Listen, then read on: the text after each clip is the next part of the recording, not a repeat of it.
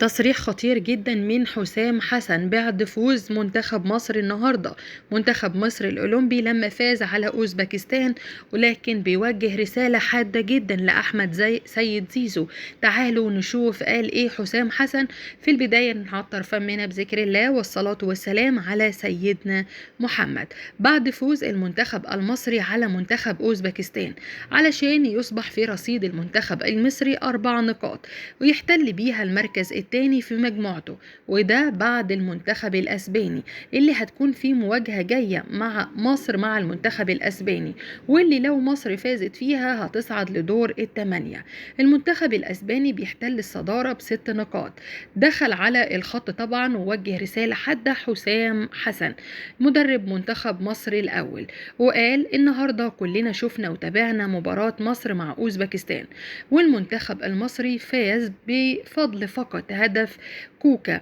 اللي دايما بنلاقي ان لاعيبة الاهلي ايا كان من فيها موجود مع المنتخب بيسيب بصمة كبيرة قوي قوي مع المنتخبات. حتى ان المنتخب الاول اللي انا القائد بتاعه والمدرب بتاعه، انا بقول ان لولا لعيبة الاهلي ما كانش هيبقى في شكل للمنتخب.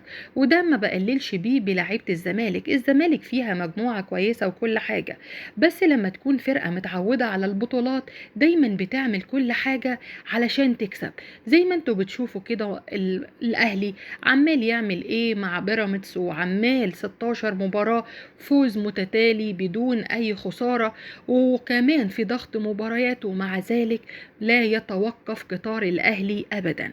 النهاردة المباراة دي شفنا هدف كوكا هو السبب في فوز المنتخب المصري، والمباراة اللي فاتت شفنا كريم الدبيس اللي أخد أحسن لاعب في المباراة طبعا في مباراة مصر اللي فاتت، وده لاعب برضو من الأهلي. أنا بصراحة بس مستغرب من مستوى زيزو مع المنتخبات المصرية، حتى مع المنتخب الأولمبي، يعني حاسس انه مش مركز، مش عارف يلعب، مش عارف يعمل هجمة، ولا عارف يعمل حاجة. ومدرب المنتخب عادي زهق منه فطلعه في الدقيقة 64.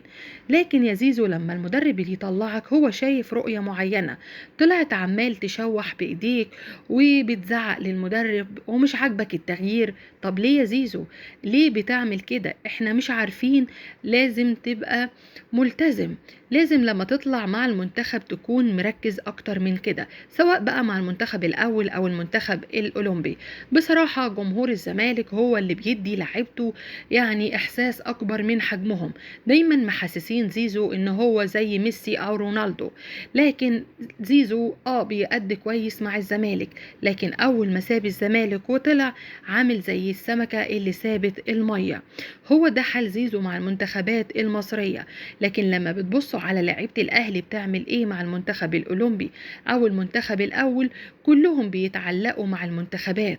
وده كوكا اللي ما كانش عاجب اي حد، حتى ان رضا عبد العال نفسه طلع اتريق عليه. هو النهارده السبب في احراز منتخب مصر الهدف. انا بقول مليون مبروك للمنتخب المصري، وبتمنى جدا انهم ان شاء الله يفوزوا في المباراة اللي جاية.